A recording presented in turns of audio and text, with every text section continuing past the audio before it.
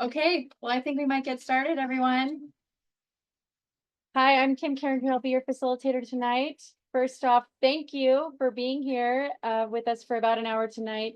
And if you're here to discuss the Meyers Watercraft Inspection Station, you are in the right place. So thank you again for being here. We have a couple goals of what we're trying to accomplish this evening. I have them here. The team here wants to provide information to you all on the Aquatic Invasive Species Program and the goals, the process, and the timeline for this project of the inspection station. We also want to garner feedback really early in the process from the local community on what should be considered as we enter into the planning and the design phase for this project, and how that project can meet both the goals of the AIS program, Aquatic Invasive Species Program, and the community goals. And we want to engage the community throughout this project. So we want to hear from you all how you want to be engaged and what this looks like going forward. This is just the first meeting in a lot of series to give input on the project. So overall, our agenda and format for today, we are hybrid. We have some folks online. So we have mics here. And of course, we have everyone here in the room. So I'll try my best to balance between online and in the room. We're going to start with introductions from everybody. I'll talk about the roles of the different agencies in the room and introduce them. And we want to hear from the public and who's in the room as well. Then we'd love to hear from two of our leaders we have here in the room. We have Supervisor Lane here and Executive Director of TRPA, Julie Reagan. Then we'll give a brief presentation on the project, and then we'll do Q&A and discussion with everyone here and online after all of that. So a quick couple guidelines before we jump in on how to run this meeting efficiently. Our goal today, like I said, is to get your feedback, get the information out. I want to hold the questions and discussion till the very end because I want to make sure we have time for it. So we'll go through the whole presentation and then do all of that in the end. That helps me manage the time the best. I'll facilitate the question and answers. And so I guess I'll call on people as they go and I'll direct it to the right person to answer that question. And what I'm going to try to do is if you have multiple questions or comments, start with one. We'll get that answered. And I want the opportunity for everyone to get a chance to speak and ask a question before we go around for second round. If that makes sense. Please be respectful. I think overall, we want to hear your feedback. And if there's any discussion or disagreement that you have about the project or what someone else has said, that's totally okay. And that's why we're here. We just ask it be constructive because we are taking notes. We're going to be recording the meeting and we want to take this feedback to give to the planning team to take it forward. So that is overall the plan for today. We have an hour scheduled. We'll try to stick to that because I know you all have plans this evening, probably with your friends and family, and we just thank you that you're here. So I'm going to jump right into introductions if that's okay. Okay, so first we have the Tahoe Regional Planning Team crew here. And the TRPA is the lead for the Lake Tahoe Aquatic Invasive Species Program and one of the leads for this project. TRPA is the one that requires the mandatory boat inspections in the basin. And we set the regional goal to better serve our communities, our watercraft inspectors, and protect the lake for the future by upgrading the infrastructure for inspection stations. And like most things in the basin, we can't do that alone. So we have lots of different agencies here. So can I just get the TRPA staff to introduce themselves first? You want to go lead? Sure. Hey, good afternoon, everybody. My name is Victoria Ortiz. I'm the Community Engagement Manager with TRPA. I'm Dennis Stagler. I'm the Aquatic Invasive Species Program Manager. Everyone, I'm Kat McIntyre. I'm the Environmental Improvement Program Department Manager for the Tahoe Regional Planning Agency. Thanks so much. Did I get all the TRPA folks? All right. And then, of course, we are in El Dorado County this evening, and this project will occur within the Meyers area plan. So El Dorado County has will lead the design and implementation. They've led and designed a lot of EIP projects here in Meyers. We're very grateful for that. And this is one of those EIP projects. So they'll be responsible for the project management, the design, the environmental review and construction. And if workforce housing for the site is feasible, it could align well with the county's goal to find suitable housing for our local workforce. In this case, potentially aquatic invasive species. Inspectors or other of our restoration workforce or snowplow drivers or more about that. So who all here is from El Dorado County? We'll start with Brendan. Oh, sorry, Thea. I'm Thea Graybill. I'm acting planning manager with El Dorado County. Good evening, all. I'm Brendan Perry. I'm a deputy director in the Tahoe Planning and Building Office at the Y. Good to see you all. All right. Supervisor Lane is here. I'll have her introduce yourself in a minute. We'll give introductory remarks. Anyone else? Did I get everybody? There we go. Lisa with Supervisor Lane's office. Okay, we'll come back to Supervisor Lane. The Fish and Wildlife Service is a key federal partner here and funder of the Lake Tahoe Aquatic Invasive Species Program. TRPA worked with the Fish and Wildlife Service to pursue funding for this project and permanent inspection stations and was successful in acquiring bipartisan infrastructure law funding. And I'm not sure if anyone from Fish and Wildlife is online, probably not. Just wanted to check. Not that I see. Not that I see. Okay. California Tahoe Conservancy is an EIP state partner that owns and manages many public parcels in the basin and will play a key supportive role in the project. We're in exploring location for the Meyers inspection station. We knew it needed to be on public land that could meet the needs of a watercraft inspection station in the community. And the Conservancy's asset lands align well for both the project goals, the goals of the asset lands and the strategic plan for the Conservancy. So I wanted to take a second to introduce Conservancy staff. Marlon Charno, Tahoe Livable Communities Program Supervisor. Excellent. Hi, everyone, Kevin Pryor, I'm the director of the land division with Conference. Excellent. And then the Tahoe Resource Conservation District works in partnership with TRPA to staff and operate the watercraft inspection stations. And their expertise will be invaluable in this process to make sure the design of the site works for the program and the staffing needs. And their primary operator role that happens right here in Myers at the current location would occur for the new Myers location. So the Tahoe Resource Conservation District staff, I see Chris. Hi, everybody, Chris Killian, the program manager for the Tahoe Resource Conservation District. Excellent. We got all that. And then we have NCE, a local planning firm here in Tahoe that will provide the county and the resource or Tahoe TRPA with tech support, planning, engineering, and environmental review. Jason with NCE, introduce Good yourself. evening. Jason Jerome, principal with NCD. Live here in Myers and enjoyed working on this project. Two of my colleagues are here, Scott Benton. You guys want to introduce yourself? I'm Scott Collins, I'm a civil engineer. Matthew Weaver, I'm principal and state architect and site. Okay, great. And I think we'll just do a quick go through the audience of anyone who's here today. Just introduce yourself and yeah, just your name is fine. Also here. Yeah. Sorry. I'm Michelle Benedict. I live up north of Truckee. I'm also on the local government relations committee, the board of realtors, and it's my job to report on whatever the county is doing back to the board. Excellent.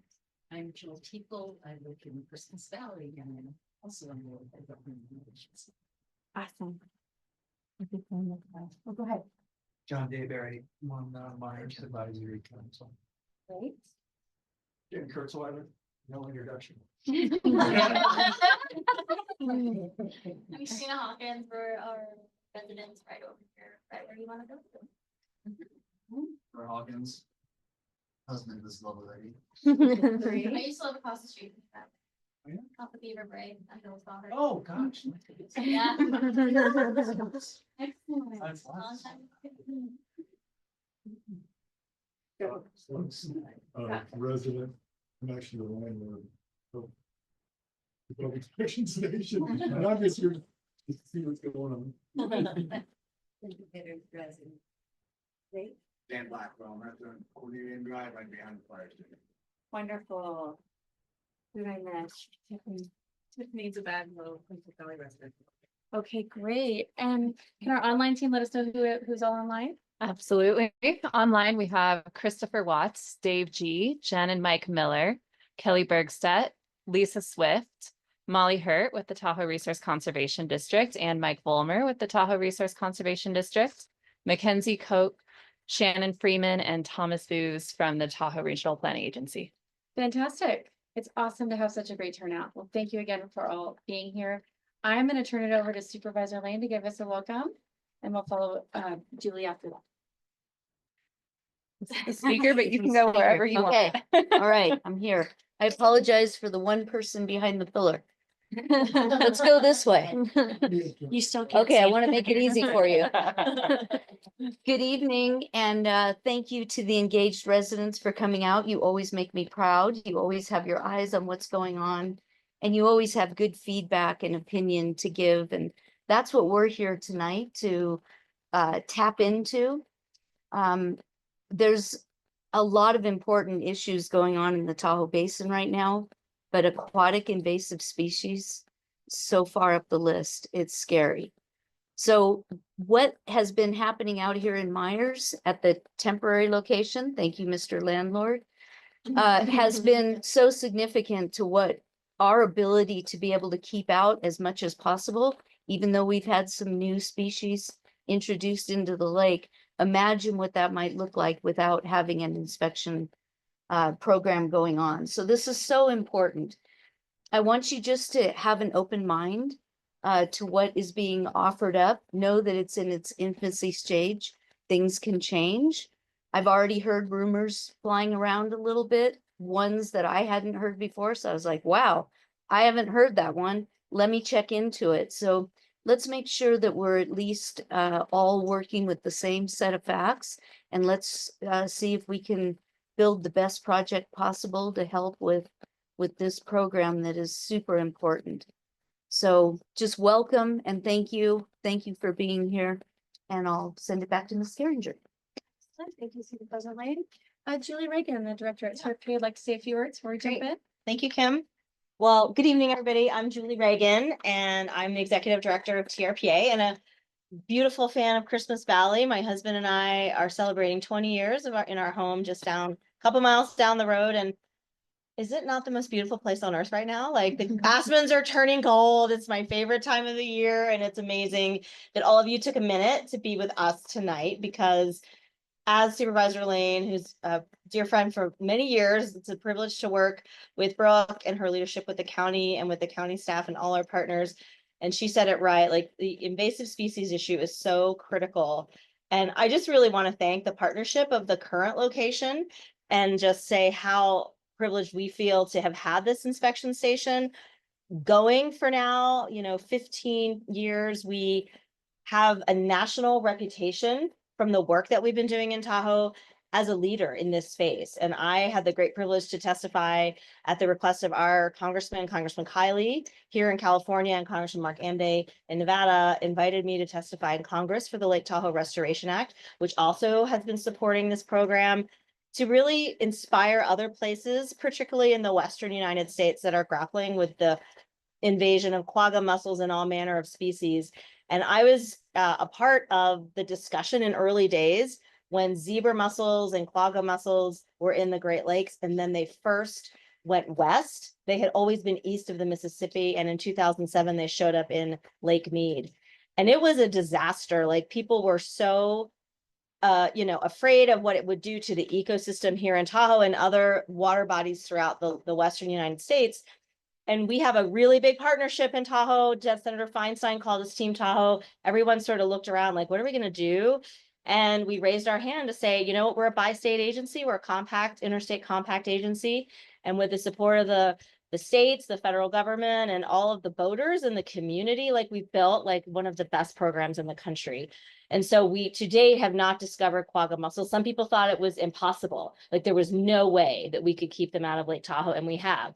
But we did discover New Zealand mud snails, and so the fight is not over, because you know what, 2 years from now, there'll be a brand new critter that we've never even heard of. And so it couldn't be more important to have the robust program that we do, and we can't do it without the support of the community. And so the Conservancy hosted a walking tour, gosh, I don't know, like 6 or 8 years ago. It seems like forever ago, Kevin, but we all walked through Meyers and looking at their asset lands that are suitable for some kind of projects like this. And that's when we first started looking at the site, which is a large parcel. You hear all about it, but I just wanted to say, thank you for supporting the program. Thank you for sharing your thoughts and concerns with us. And as Supervisor Lane said, like this is early days.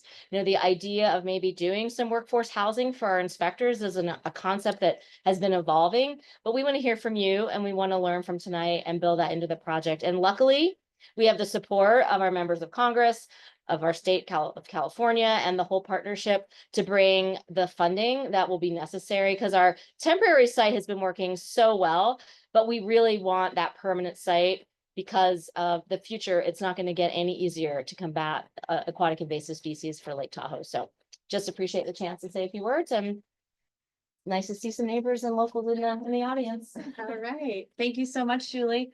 All right. So I think we'll go to the presentation so we can get through all the overview of the project, and then we'll do the discussion and Q&A after that.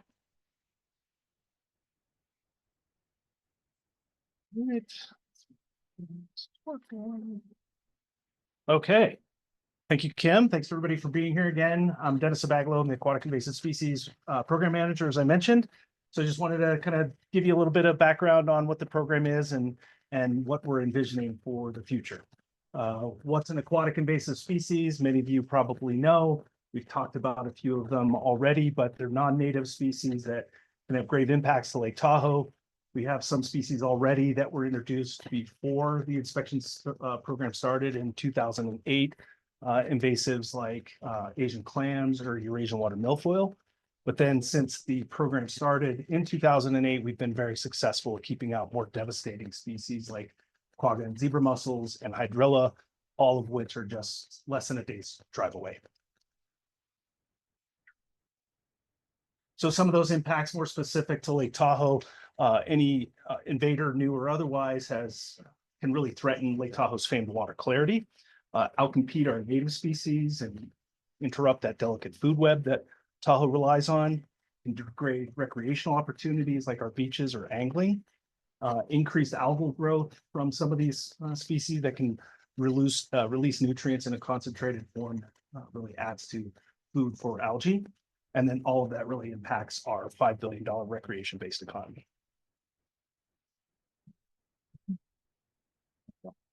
So a little bit more about the program. As I think someone mentioned already, it's a mandatory program. We started in 2008 on a voluntary basis once those quagga mussels were discovered in Lake Mead in 2007. And then in 2009, it became mandatory. So all motorized watercraft are required to be inspected prior to launching. We were at the basin entry points when we first started. If anybody remembers, we were at the ramps, and that is a bit of a nightmare. And so that was really clogging up people trying to launch their boats, and we're trying to do inspections and decontaminations at the same time. Just wasn't a model that fit. So permanent inspection stations or permanent locations for them were really envisioned in the early days. And so we were able to find some temporary locations, and those are the locations where we're at now. At those entry points into the basin, that's where most of our inspections need to occur for those boaters coming in, visiting from other locations or other water bodies. Our protocols for decontamination are based on sound science. Done a lot of research to demonstrate the time and temperature of water that it takes to kill anything we're interested in. So it's about 120 to 140 degrees for a period of time that gets flushed through that kills any of the invasives that we're concerned about. We also pride ourselves on customer service, making sure the customer gets a good opportunity to understand what we're doing, but why we're doing it, and what they can do to help prevent the spread of aquatic invasives as well. And in 2021, we implemented a new strategy into the program with an appointment system. I think some of you probably remember in 2020, that first summer of COVID, where lines were pretty bad.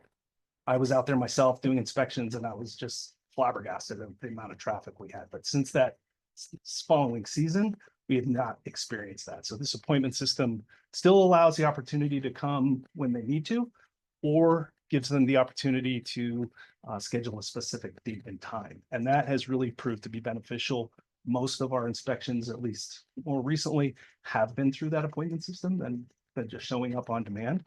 And that spreads the amount of traffic that we have throughout the week, and very few or none at all as far as these spikes of traffic. And the program has been effective.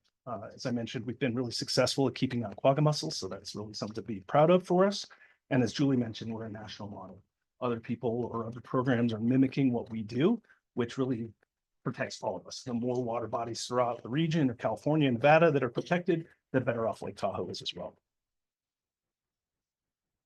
So permanent stations, as I mentioned, or permanent homes for our inspection stations was envisioned in the early days of the program. It's a more sustainable approach. We need to be able to have a reliable location for the long term. It's more cost effective, which I'll talk about, but some of the locations we're fortunate to be pursuing opportunities at. Spooner, very close to where we are now. Currently, we're operating on a encroachment lease or a temporary encroachment permit with NDOT. We're partnering with the Forest Service for a permanent home for that location. And certainly now with the Meyers location with the Conservancy lands, and then future desired location up on the North Shore. So why a new location? We really need to be able to sit here be here for the long term to protect invasives from Lake Tahoe. It gives us, as boats become more complex, the demands of those systems to be able to decontaminate them grow. So we need to be able to keep pace with that increasing technology on watercraft. It's much more sustainable and efficient for us. These locations take time and resources to either acquire, get permits, or pay rent, and also break down and set up at the start and end of each season. We want to improve the customer experience with better facilities, not only having educational kiosks, but rest areas for the public when you come into town. As I mentioned, these are strategic locations.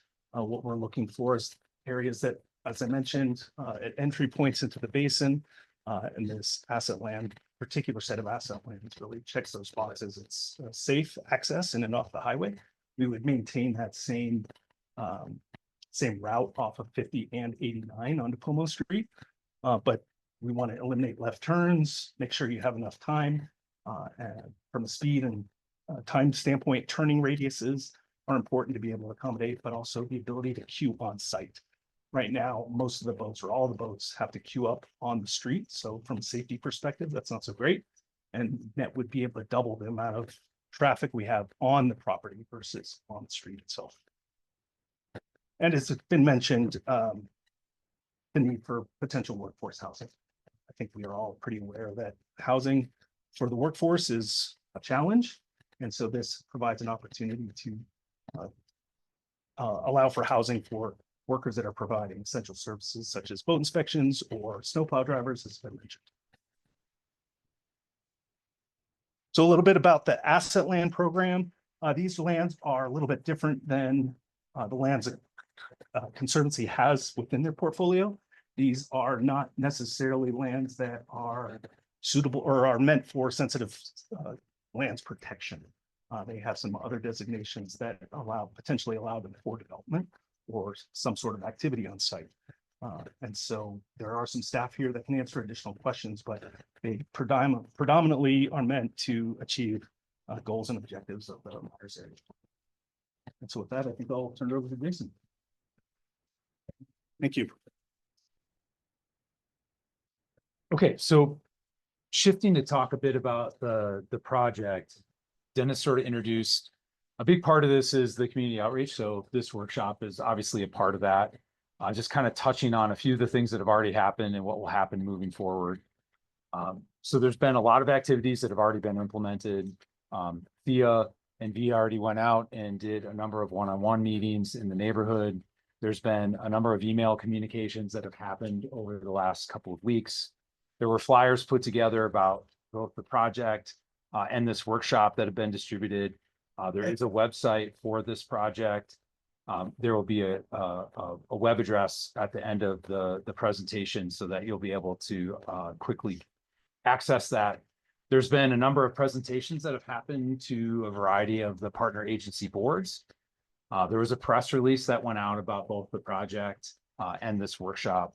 And then there's been social media posts that accompanied that. And then our public workshop tonight, which will be the first of at least two, if not more, as we move forward. So there's been a pretty significant effort already that will continue as we move throughout the project. So I want to touch on what you see on the screen here, and I'll just give everybody a second to sort of digest that. We're going to spend some time talking about this. What NCE was asked to do in supporting TRPA and the agency partners on this project was to identify what were all of the facilities and amenities that were needed to be a part of a site, a part of a project that would fit in the Meyers area for the watercraft inspection station and the other facilities and amenities that were desired. So the first step was really to identify what were all the things that a project similar to this would want. And so we went through those. I just want to touch on a few of them because some of you may or may not be familiar with both watercraft inspection stations and some of the other things that accompany some of these multi-benefit projects. So there's a lot of facilities associated with a watercraft inspection station. So things like the decontamination unit itself, the pads where the inspections and decontamination occur. There's offices that are associated with each of the sites, having restrooms, the queuing for truck trailer combinations on site.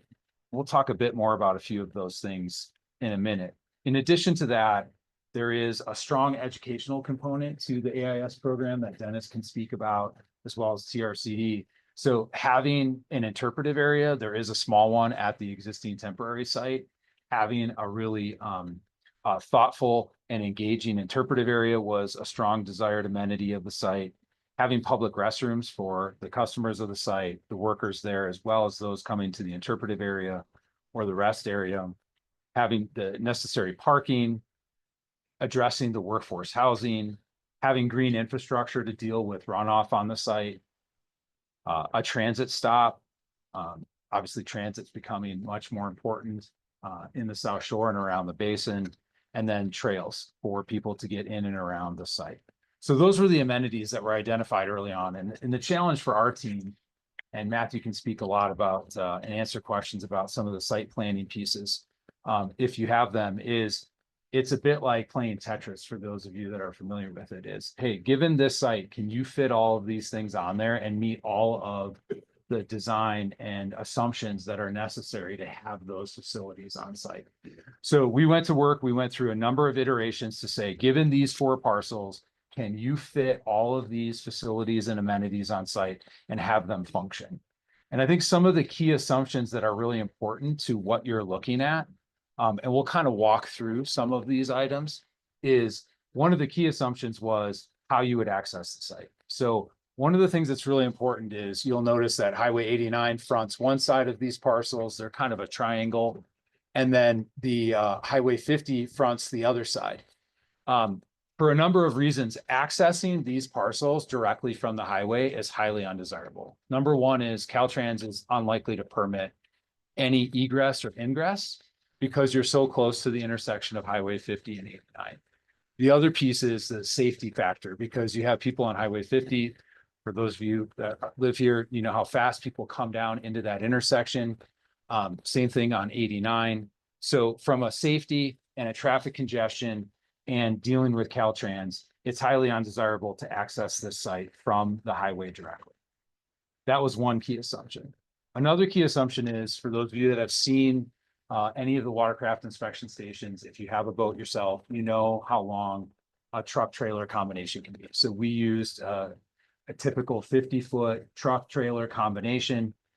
They have a very different turning radius than we all do when we're just in our regular vehicles. So designing a site that can accommodate a vehicle trailer combination 50 feet long, they have minimum requirements for how they turn. So those had to be factored into how you can enter the site, how you can exit the site, making sure that they can all make those turns safely. So turning radius was a big assumption and factor that went into that Tetrising of figuring out if this site would work. In addition to that, as Dennis mentioned, one of the really important aspects of not only the current Meyers station, but all of the stations, is being able to queue those truck trailer combos on site, not having them be on adjacent roadways, because it creates a lot of nuisance and safety issues. So we wanted to be able to accommodate a minimum of 12 of those truck trailer 50-foot combinations on site. So we needed to be able to have a minimum of 12. We also wanted to be able to provide parking for a minimum of 6 vehicles for anyone who would be coming from off-site. Material storage. In our discussions with TRCD, who operates the station, obviously there's a lot of equipment and material that goes into operating in a watercraft inspection station. So making sure we have adequate area for storage, and that we want that to be covered and adjacent to the decontamination pads. Along with that, anything we do in terms of developing a permanent watercraft inspection station, water quality becomes a really important factor. So not only for rainwater that's falling on the site, dealing with that on site, but also separating that from the water that's used in the decontamination process. So we wanted to apply green infrastructure, making sure that we're using green infrastructure principles to address that runoff on site. We wanted to be able to provide public restrooms that are of adequate size to cover both the workforce that's on site, as well as customers who are having their boats inspected, and those that may be at the interpretive center or the rest area or using the adjacent trails. And then on-site workforce housing, the goal was to have a minimum of housing for at least 6 employees or families. So we're looking at various units, sizes, and layouts. It's the orange box you see here. So we wanted to have 6 units of anything from a studio to a 2-bedroom. So you'd have parking. The footprint we used was parking underneath, and then you would have 1 or 2 stories, which would be, again, studio, 1-bedroom or 2-bedroom apartments. So that's the footprint you see. So what you see here is laid out is all the things I just mentioned. And this configuration on this triangle site allows for the turning radiuses we need. It allows for actually closer to 14 or 15 truck trailer combinations to queue on site. It separates the decontamination area from the rest area, which is what you see over here on the left. So having a separated rest area for people who are using the adjacent trail or maybe coming through the site, the interpretive area here in the corner. We purposely put the residential aspect of the project on the residential side of the project and the commercial side of the project facing the highway and the commercial area of the project. And then there's lots of open space to put that green infrastructure in to deal with runoff that's created on site. So the transit stop is right over here. It's right on Pomo Street. Rest area right behind it. Public restrooms here. There'd be a formalized trail put in. For those of you who have walked through these parcels, you know there's a lot of user-created trails. They're kind of all over the place on here. So we want to have a good trail that people can use to get around the site and connect in with the trail that is here along Highway 50 now. So those are some of the assumptions in the layout of the site. A couple of things that Matthew and his team put together to just give you a sense of what the site might look like. So these are renderings based on images we took currently of the site. So if you were standing on the intersection of Blitzen and Pomo and you were looking into the site, this is an image of what the exit would look like. So I just want to go back for a second. So you would enter the site from Pomo Street on the west end, and then go through the site, exit on the east end, back out to Highway 89. So this first image is at the intersection of Blitzen and Pomo.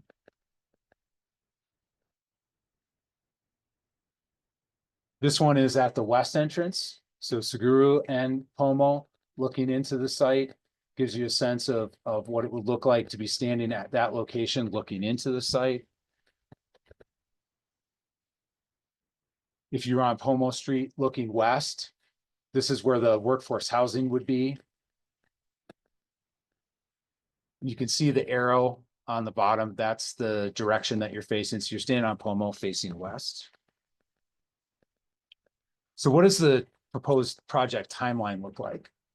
So on the bottom, the fall of 2024, that's where we are right now. So what the project is currently doing is we're completing technical studies and field investigations. So we just did the geotechnical investigation to figure out what the site soils look like, the topographic survey, as well as the biological and cultural resource surveys that will need to help inform the environmental documents. So that's all happening right now. In 2022 and 2023, we worked with TRPA and the partners to essentially do that Tetris activity to figure out, could all of the desired amenities and facilities fit on the site. That was completed in late 2023. We're in the fall of 2024.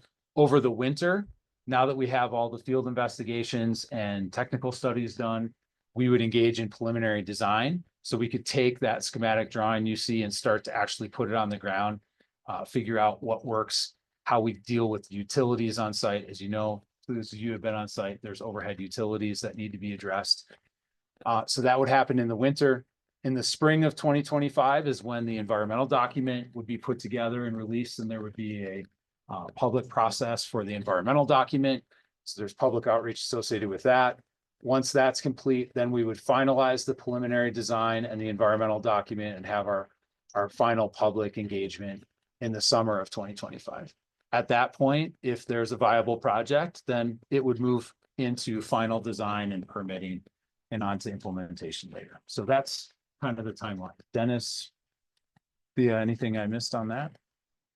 No, I mean, obviously, public outreach will be throughout the process. So I know it says just in fall 2024 and 2025, but that doesn't mean we won't be accepting public input throughout.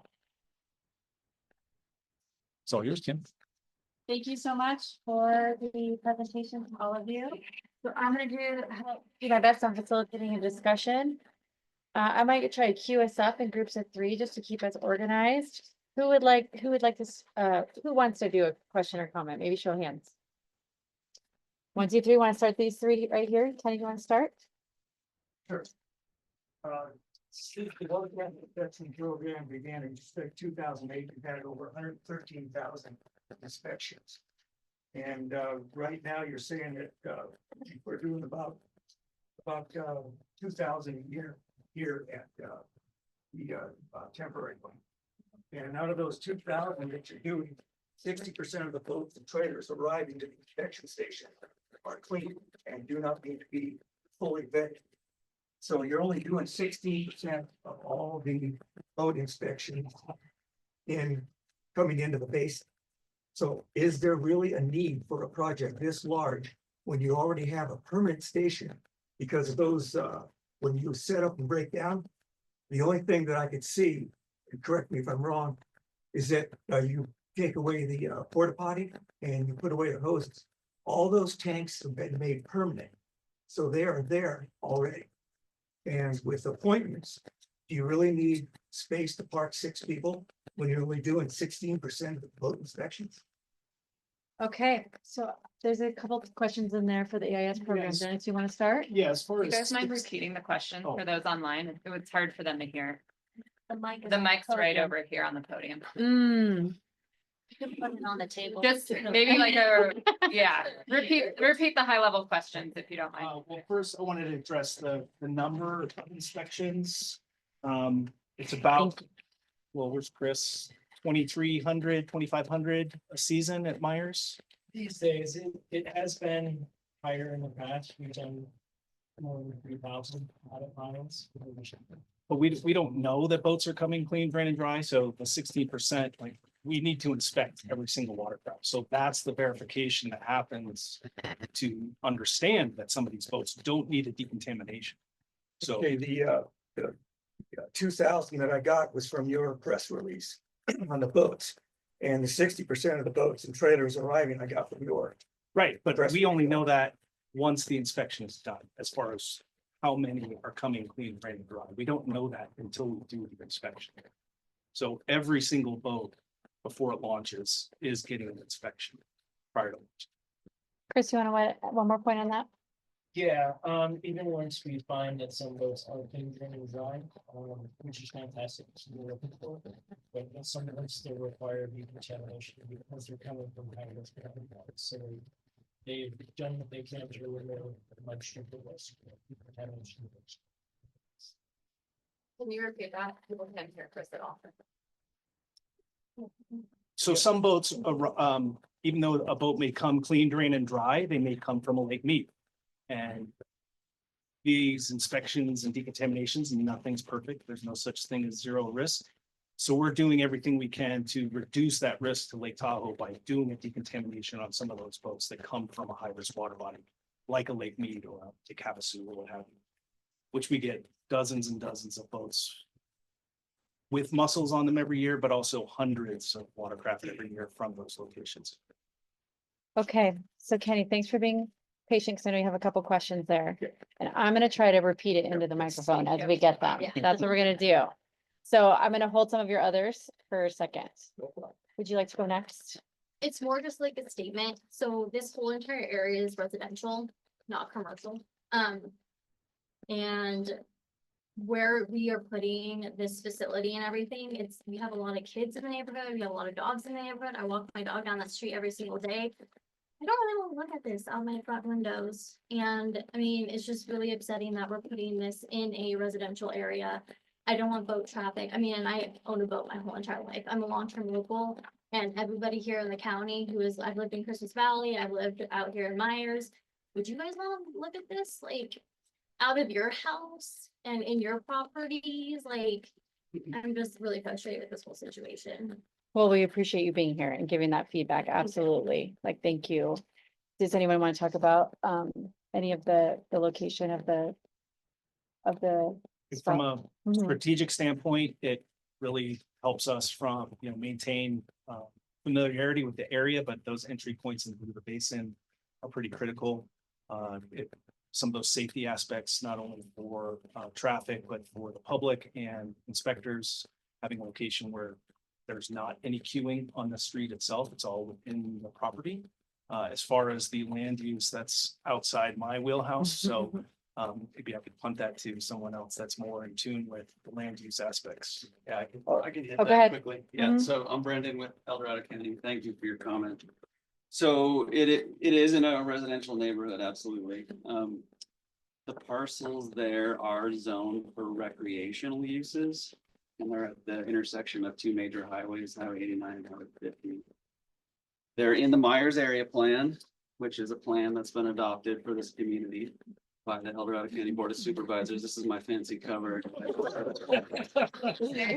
one of the only skills I learned in high school. I thought your kids did that. Sorry, Brendan. We don't have a nice graphics team. So, no joking aside, those parcels are zoned for recreational uses, which watercraft, boating, this fits directly in line with what those parcels originally were intended to do. Actually, I think originally, and Marlon and Kevin may correct me or supplement this, is these were intended as a visitor centers for an arrival experience, knowing that Echo Summit is the primary entry point into the Tahoe Basin. These parcels were originally envisioned to be a visitor center. With the advent of the smartphone and everyone staring like this constantly, visitor centers largely are an out of date concept. And so that was no longer thought to be pursued. And Dennis described briefly what the concept of what asset lands are. And they're not sensitive lands. They're higher capability. They can support development. And so these were put forth via the Conservancy's board, I think in 2018, when we did a site walk and looked at these parcels. And that was a publicly held meeting. Lots of us were there. Kenny, I know you were there. I was there. And so that's the zoning. Okay. Question with that, Yes. can you possibly use like other commercial lots that can house the facilities such as visitor center that's already, in Myers that hasn't been in use for years? There's plenty of other places that already facilitate this without destroying all the, trees and the entire lot. Yeah. So real quick before you answer, just in case online, the current comment or question is, are there other lots you could use to support this facility? Like of a commercial use is what your comment was, Yes. right? Just want to make sure the online could hear. Go ahead, Brendan. And the short answer is yes. I mean, there could be a number of lots, right? But we as public agencies need to go through kind of a selection criteria process to pick the ideal site. So the number one thing we were looking for is publicly available land. As you know, private land in Tahoe is quite expensive. And honestly, we just do not have the financial resources to buy a privately held lot, perhaps like your lot.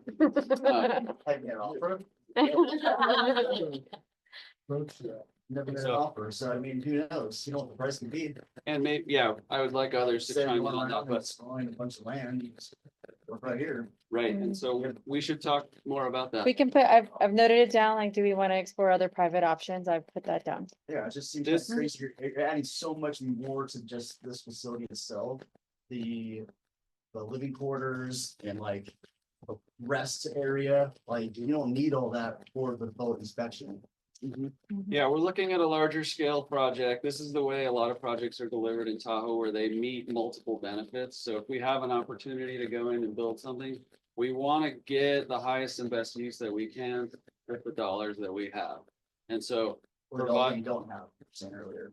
right, well, we do have limited dollars and the money that we get, and this is common to a lot of public agencies, comes really with a lot of strings attached and pretty defined sideboards. So obtaining public money to go purchase land is challenging. And so we don't have, the money that we have is not eligible to do things like that. It is eligible to do things like what we're talking about tonight, design a station, build a station, et cetera. So that's where we're routing the money towards. And folks can talk more about the selection criteria. Dennis has hit on it about, you know, the size of the site. The current site is fairly small and queuing, there's limited queuing on site there. So that's one of the primary factors, among others. I want to keep, Yeah. I want to keep going around the room real quick. So far, we've heard, you know, the need of the project, the land use. You know, what about the other lots? Have we looked into that? And the selection criteria for this site? So I've noted all that and I'll come back once we go around. So how, I think we had this gentleman right here and then we'll go, how about we'll go down this line and then I'll go to you next. Go So ahead. you're building with this, you're building a 5-story condo for employees. Couple questions on that. They're gonna be paying for, they're gonna be renting those out? And who's gonna be living in there? You said the plow driver. They're gonna be living there full time? In the summertime when they're not working? And you have 6 parking spaces. And a family is gonna have 3 cars, it's 3, then now there's only 3 left, where the rest of the people are gonna park? On Pomo? And what other on Pomo? Sorry, a lot of questions. On Pomo, I use Pomo when I come over from North Upper Truckee, roundabout this path. And I use Pomo to get to my house. Is that gonna be a separate lane for these boats? Made next to the road, next to Pomo? So they can stay in that lane and come in, or do I have to get behind 14 boats and wait even longer than that kind of stuff? Okay, so I'm gonna try to consolidate these questions and so that online can hear. It's questions about the workforce housing proposal, how many stories and what the design looks like. How would people be selected and are they paying? Parking spots, whether it's on site or on the street, and how the queuing on the road would be dealt with. So who wants to talk about workforce housing, the current concept? I can start off.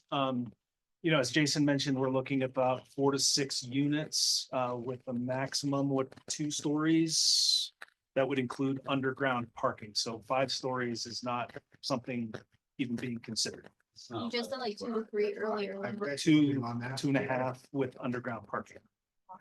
Brendan, maybe you want to, what's allowed in the area plan? Yeah, we have height limits based on the land use. And so in the recreation district, I could open my trusty binder. The height is probably limited somewhere in the low 30 feet. So there's absolutely no way that we would allow it to go to 5 stories. Did you read it from a trusted source? There's a lot of stuff online. Internet doesn't lie. Yeah. We could have a whole nother meeting about that. Yeah, When they talk about me. and I'm sorry, what was your name? Dan. Dan, I might take as far as, who would be there and how they were paying, all of those questions would be a TBD situation. I think first, this team wants to explore if the housing concept, what that might look like and how that might work on the site. And then as far as actual management or paying of the site, that would have to come later. So Does anyone else want to add to the workforce housing? Like, we're right now, we're exploring the concept. So it's in the first stage. So we have to figure out the concept first, then go to that next It stage. would be nice to have rooms or apartments or whatever for plow drivers. Maybe we could get more coming into town. What are they gonna plow? No. Well, county snowplow drivers is the concept. So Do just, they already have housing? well, so, yeah, let me answer that quickly. Real So- quick, for online, the question is what would is there housing already for plow drivers? Where would they be working? Right, so there, and this is preliminary, and this is where we want your feedback on, is affordable housing a good idea on this site or not? Should we make it available to boat inspectors in the summer and county plow drivers in the winter? That's one proposal. Another is to make it available to workers in Meyers generally that are not associated with these projects. So we could do different things, right? But the goal is to allow workers who want to be in Meyers, and we need workers here to be able to live somewhere. So that's the goal, but we want your feedback. But the county does currently rent 2 houses every winter for our plow drivers, one on the South Shore, one in Tahoma. And that costs us many thousands of dollars every year, and every year we have to go looking for that. And we are having a really hard time attracting and retaining snowplow drivers. And all of you that live in Meyers, I'm sure know that when it snows. So this affordable housing is not only for the TRPA workers, but now you're adding county workers to it also. That wasn't in the flyer. Well, perhaps, these are all concepts. These are all concept as far as if the proposal was for AIS inspectors in the summer, could it be used for winter employees while it's sitting there? So that was just a concept that I think the team wants your feedback on. Okay, how does- So yeah. I'm sorry, real quick, I got a couple more in the queue, if you don't mind. I had this woman back here. I can't see how it will not interfere with traffic. With boats coming out, because Como is not far from the roundabout. No. And there's gonna be a problem there.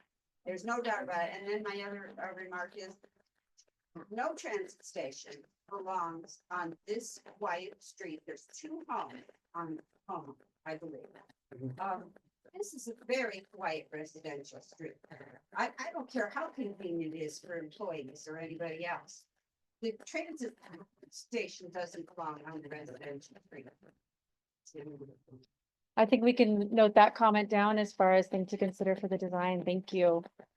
Would you like to go, Well, my Scott? question is, when the Conservancy buys this property, whether it's like the residential lots that are out there or these asset properties, didn't they buy them under the guise of environmentally sensitive to begin with? Yes. And real quick, the question is the purpose for the Conservancy lands. And so I think we'll have someone for the Conservancy answer Yeah. that. Marlon, would you like to come up? It's almost unrelated to this. I just always wondered. Wondered? how- That's related. Yeah. Go ahead. Hey, everyone, Marlon Charno, with the Conservancy.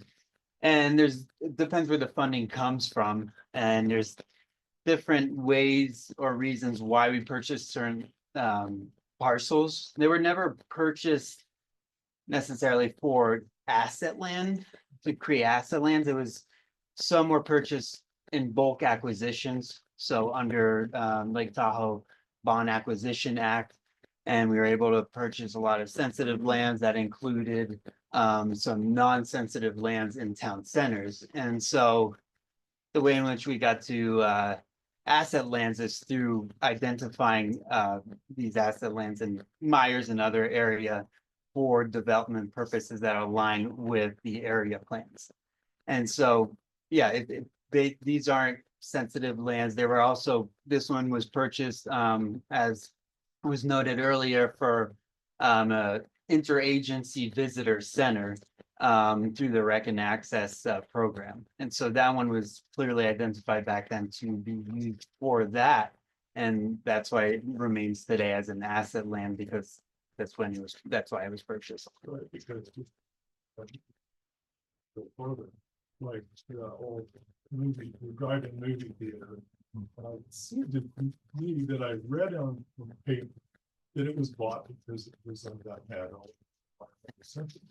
Well, I'm an ex-guild, and I helped build that $1 house that's there now. And others.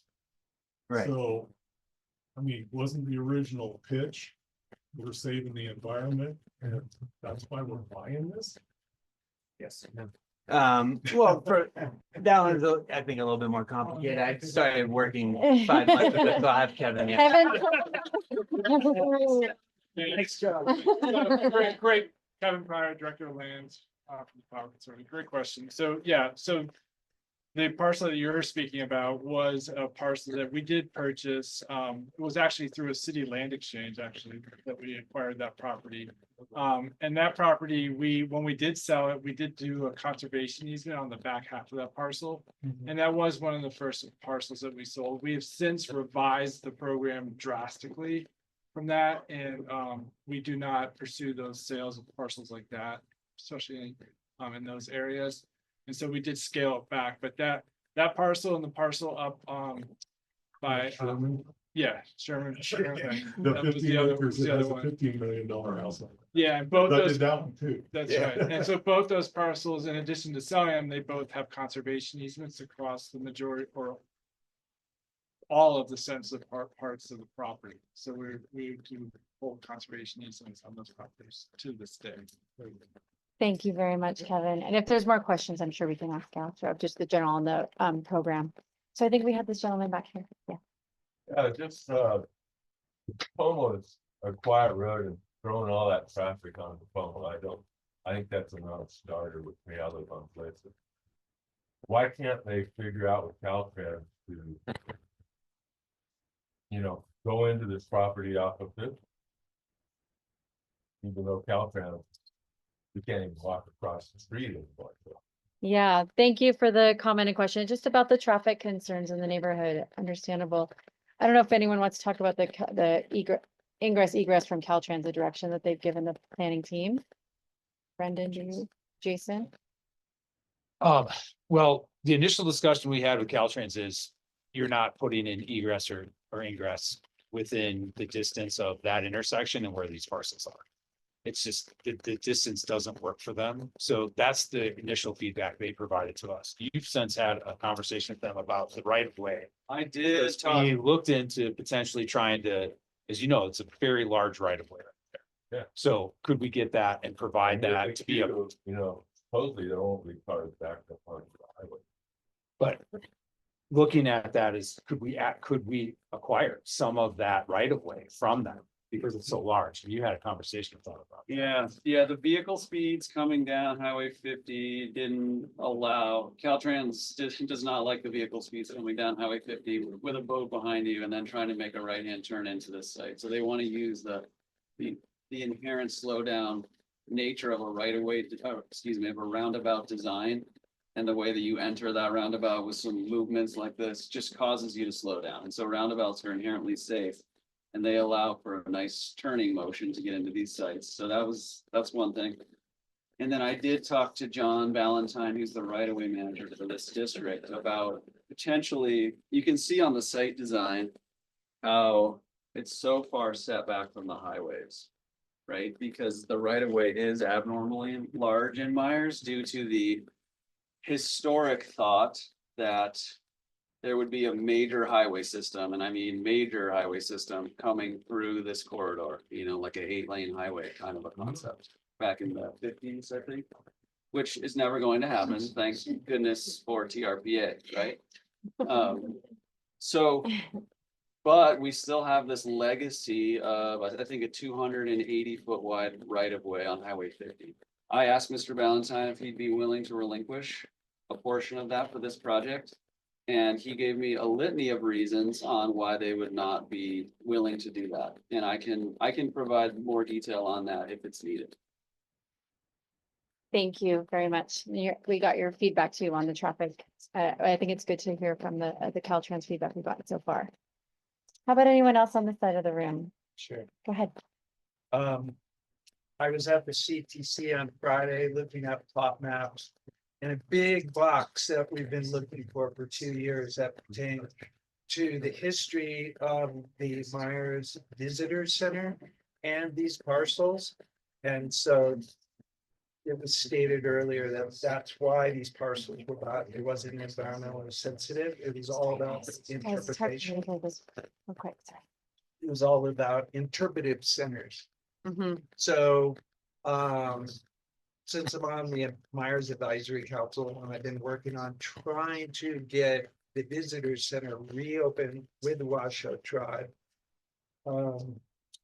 For the last 2 years, I've been stomping around in the neighborhood, looking at egresses. And originally, 10 years ago, I went to TRCD and other people and suggested we use the visitor center for the boat wash.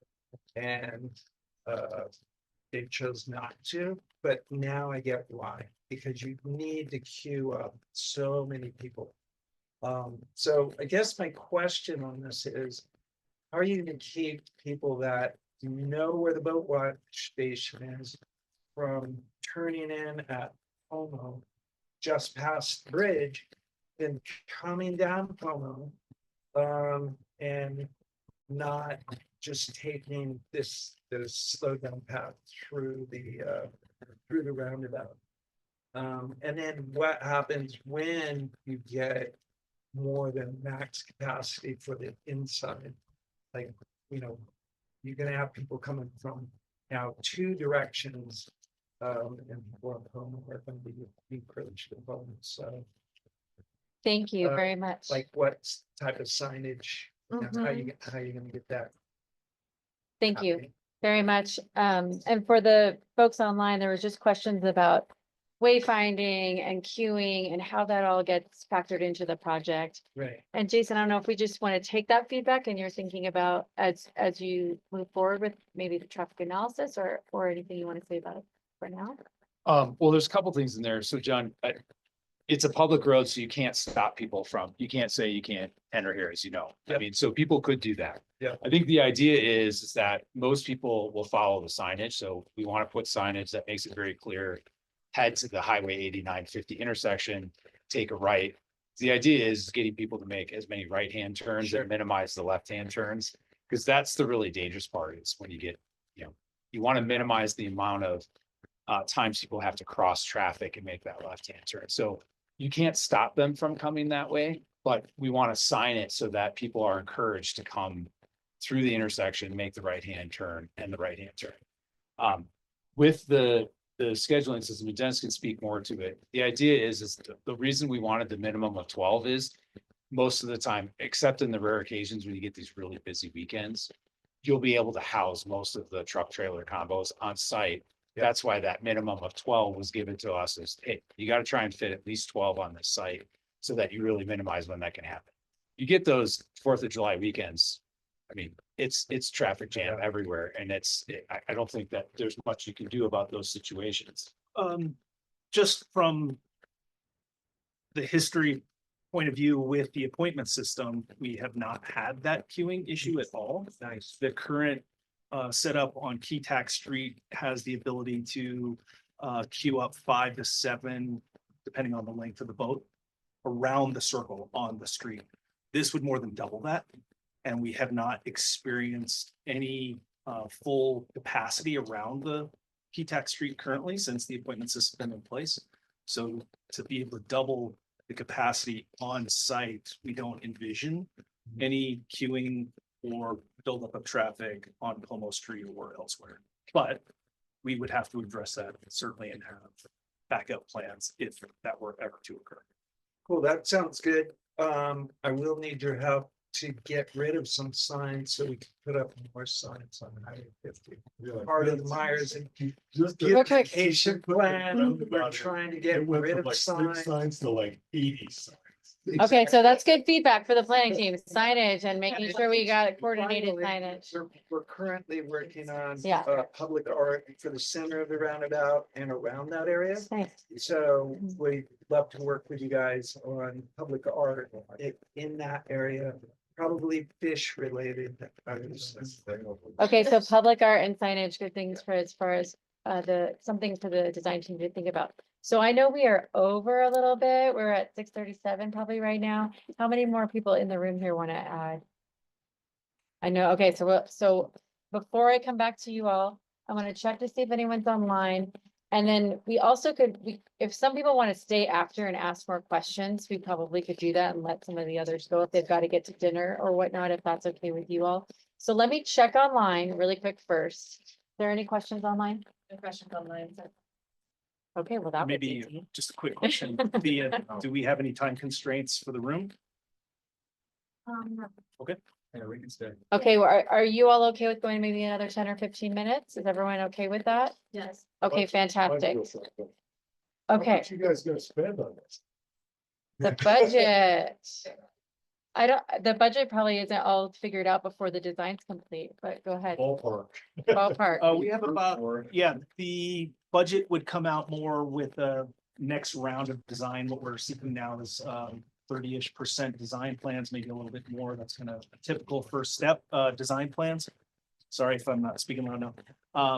And then once you get into that 60%, which would be the phase following this, is when you get into more of the costs. And right now we have about 2.5 million dedicated for this particular location to be able to design and construct. And as things progress, feedback from the community, what stays, what goes, that could change costs as well. These days, that seems a little. We'll be looking at some, certainly want to have an architectural appeal that meets Yeah. the area, but there are companies that provide these kind of drop them in, like they're already built, so we can save a lot of costs. That's what we're seeing with the Spoon location. Good question on the budget. Thank you. Kenny? Yeah, the ingress and egress. First off, they're gonna be coming through the roundabout, and just for the record, roundabouts do work. They keep the flow of traffic going, which is the flow of traffic is tourists. There is no stoplight or anything down to slow anybody down. Now, I live 500 feet from that roundabout. When you go to try to get out of that roundabout and everybody's coming in off the summit, which is all the time, there is no way you're gonna make a right-hand turn. So when you bring the boats and everything in, they come into the right and they turn on Highway 89, they turn left on Pomo, and then they come out and they turn right, or they turn left again, and they want to go out onto Pomo. I can tell you that Pomo getting from 89 to 50 is backed up all the time. I'm through that roundabout probably 20 times a day. It is always backed up. And with the boats there, those boats are going to back up all the way down Pomo Street, all the way to Saruga. I don't care if you have six that are in there. That's going to, that ingress and egress is not going to work. It is going to be a traffic backup, and they're going to start backing up, and they're going to start turning right, go up Blitzen to turn left on Wasabi to get out. And it's going to be a traffic jam. We dealt with that during the GPS problems. And Pomo Street is also a shortcut for the fire department. Everybody else, when the roundabout is backed up, they have to turn left on Pomo Street to get up to Sierra and up Highway 50. You've got Caltrans going down that street. You've got Department of Transportation. You've got the fire department, the sheriff's department, and the CHP. That is too busy of a street, and there is no ingress and egress. You're going to be stuck there on Pomo Street trying to turn left onto Highway 50. Nobody's going to give you a break. Okay, thank you. I think that is good feedback please hold just any applause while we get through everybody. Thank you for that feedback. I think the design team, we're going to be taking notes and to be thinking about that on design we've heard it a couple of times, the traffic flow, They had a egress dedicated around the Pomo. right-hand turn lane, Mhm. that would work, but that wasn't put in Caltrans. Okay, thank you. We also have a. Oh, want to do one quick online comment? Sure, yeah, here on the comment. So this is actually from Christopher Watts, who has been the supervisor at the Meyers Inspection Station for 7 years. And it's a comment, he said, getting inspectors off the street is important because where they are in their current location, they have to dodge traffic from all the other businesses in the area as they're inspecting on the streets up there. Okay, thank you for engaging online. We'll note that as part of some design considerations. So again, with like the signage and everything, I think it's a great idea, but also we have all these, and everybody who's local here, tourists don't pay attention to any of that. I'm sorry, I'm just gonna be upfront. No, that's fine. I've almost been hit at the about numerous of times. People do not slow down, people do not read signage. Even going through Pomo, when the traffic does back up, we see a lot of tourists hauling down that street, and like, we live right off of Pomo and Blitzen, and at some point, if I wanna have a kid, I have a dog, like, there's kids around the neighborhood, like, I'm really concerned about the safety of our residents. And I don't want anyone to get hit by, you know, a car or a car towing a boat. I mean, like, I've had boats all my life, like, it's hard to stop. Also with all the traffic being there, as Kenny was pointing out, we do have Lake Valley. I mean, we live right across from Lake Valley. They use that as a way to be able to get to North Upper Truckee, to be able to get to South Upper Truckee, to get over to the Echo Summit. And if we have all these boats on the street and no one's gonna listen to the signs, all the tourists aren't gonna listen to the signs, they're gonna just be piled up on Pomo, and it's not gonna be good for our residents and for people who need emergency response. Okay, thank you so much. I appreciate all that. I've got a couple things. I'm gonna repeat them back at the end. Thank you. Gonna touch up on that too. People just follow the app, Google Maps. Go to the most traveled section, so that can lead to build up even on Blitzen. People trying to get to the boat launch. People probably will try to slow down to make the first entrance on Pomo from Highway 88, cause vehicle accidents, safety concerns. So it's just there's so many other better places and locations. Definitely Okay. keep that in consideration. Yep, I put that down as far as making sure we've looked at all the criteria Yeah. for. Mhm. I mentioned earlier too about some of the facilities locations. I know it's still in early processes if it does keep going through. There's a lot of open land facing the highway. You put most of these buildings towards the highway to keep it more private towards the residences. Okay. Seems like a pretty poor setup. How it's designed. Well, it's a concept for your feedback. Exactly, that's why I'm just voicing it. Yeah, Maybe it hasn't perfect. been If it thought of goes yet, through, just so. different far away. Push it closer to the highway. Okay, go ahead. There's a conservancy property that used to be, what do you call it? A campground, right by the bridge. And that property, now good intention, was turned into, disabled access to the river. It is not being used. I mean, I've been walking there, I'm on my third dog. Walking, okay, and it's nice for me, but that property could be used for this and still leave it access for the disabled. But as it is now, the paths aren't clear and a person in a wheelchair can't get to the river right now, but nobody goes there. So I'm just saying, could you think about that? It's owned by the Conservancy. Okay. Thank you. Well, I might do a quick summary unless there's any other final questions or comments, and Just one more. for one more, go ahead. Okay, Brandon, you said that this area is zoned recreational. And you remember when I built that property over on Magua? Yeah, Magua, yeah. And I was told at the time that that was the last mixed use residential commercial property in the basin here in Myers. And if this is zoned for recreational only, where does affordable housing fall at? Doesn't that fall under mixed use? So, And would they have to be rezoned to put housing in? so in the rec district, affordable workforce housing, employee housing, there's a lot of different terms that mean that concept that we're talking about is an allowed use on recreation zone parcels. So that's why you're using the word workforce instead of affordable. Well, they're the same thing, actually. And TRPA has an achievable, this is a long rabbit hole of definitions, but an achievable definition, I believe by TRPA has certain affordability requirements and or workforce requirements that we don't do.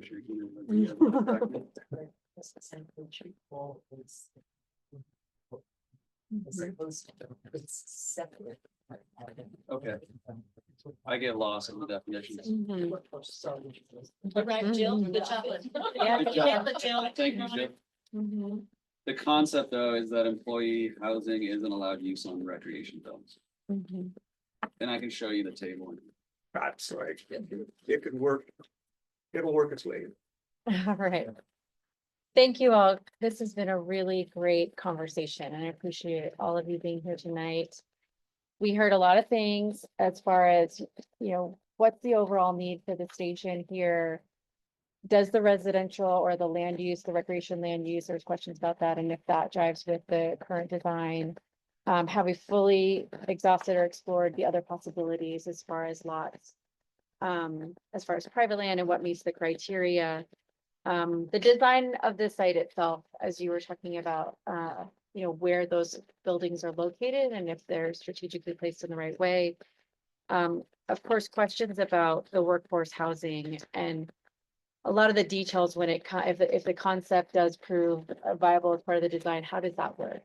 And I think there's questions still to be answered there. As far as like who would be in it and snow plowing, how would that work? Where they currently are? How does it work with the new site? A lot of comments about the Pomo, the residential neighborhood in the Pomo Street and traffic queuing, noise, signage, the ingress and egress, and the fire department use. How does that all play into the design? So I think we've all taken a lot of good notes on the CHP, law enforcement. That was really great feedback. So we've noted all that. I think transit also, does transit belong in this design and does it make sense? Questions about the conservancy parcel and the bigger program. And I think we've got some info on that, but if there's more needed on the overall program, we could follow up with that. Yeah, just safety and the speed and how people use this area is just to really be considered as we go forward.